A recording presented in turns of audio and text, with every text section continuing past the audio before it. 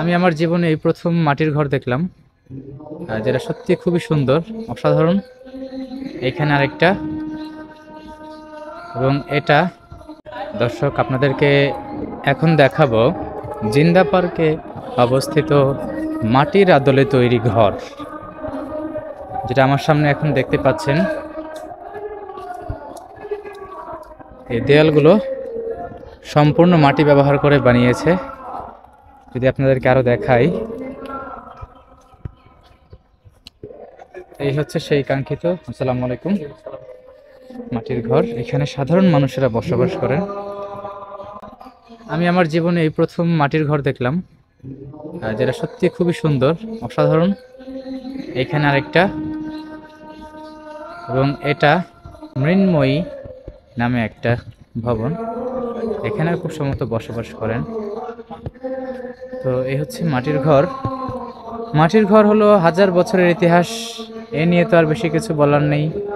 ঘরে ঘরে সবাই এখন জানে মাটির ঘরের কথা, যদিও বর্তমানের জেনারেশন খুব কম জানে, তবে যারা জানে তারা তো জানেই। সত্যি খুব সুন্দর। হ্যাঁ, এখানে সাধারণ মানুষ বসবাস করে, তাদের জন্য এই ঘরগুলো বানানো হয়েছে। মাটিগুলো আসলে খুবই মজবুত করে বানানো হয়েছে, খুবই মোটা মোটা দেয়ালের প্রলেপ দেওয়া হয়েছে। দর্শক দেখছেন আপনারা, কিন্তু বৃষ্টি হয়েছে খুব জোরে, তবুও এখানে কোনো এক ফোঁটাও পানি এখানে পড়ে নাই, কেননা ওই চালাগুলো খুব লম্বা করে দেওয়া হয়েছে এবং মাটির অবস্থানটা নর্মাল গ্রাউন্ড থেকে আরও উপরে দেওয়া হয়েছে, এবং এর মধ্যবর্তী স্থানে সিমেন্ট দেওয়া হয়েছে, যার কারণে পানি স্পর্শ করে না, এখানে করলে খুব কম, অল্প করে, যার কারণে মাটির ঘরগুলো টিকে থাকে। কালের ক্রমে এগুলো হারিয়ে যাচ্ছে, আবার সেই ঐতিহ্য আমাদের ফিরে আসুক, এটাই কামনা। তো দর্শক সবাই ভালো থাকবেন, আমার ভিডিওটা কেমন লেগেছে সবাই জানাবেন, এবং আমার ভিডিওতে কোনো ভুল ত্রুটি হয়ে থাকলে অবশ্যই আপনারা ক্ষমাসুলভ দৃষ্টিতে দেখবেন।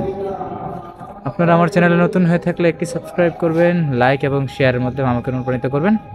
ধন্যবাদ, সবার দিন শুভ হোক। আসসালামু আলাইকুম।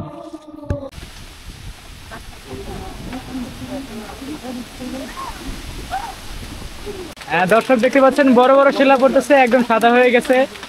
আজকের দিনটা সাক্ষী থাকবে, অনেক সুন্দর, একদম ধবধবা সাদা। ঠিক আছে, শিলা পড়ছে, মাশাআল্লাহ মাশাআল্লাহ।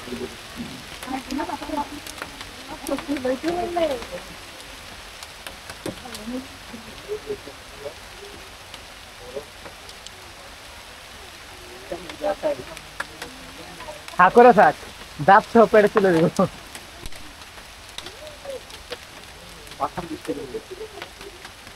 পাতা বৃষ্টি হয় না কোনোদিন, সেরা বৃষ্টি হয়।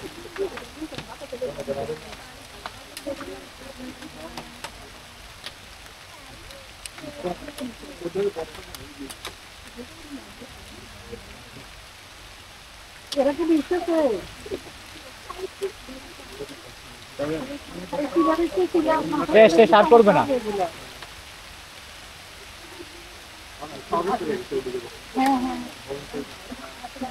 শিলা বৃষ্টি শুরুতে পড়ে।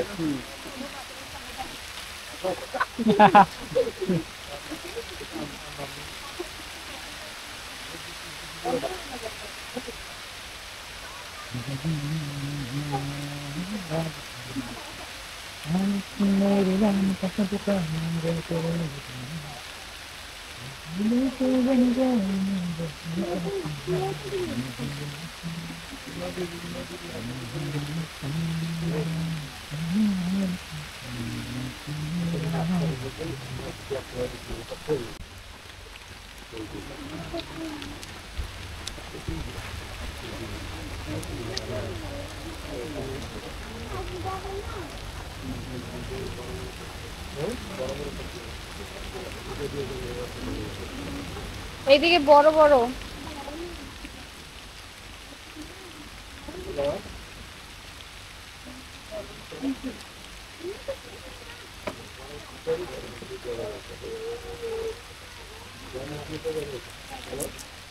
প্রচুর ঠান্ডা, নর্মাল বরফের থেকে বেশি ঠান্ডা।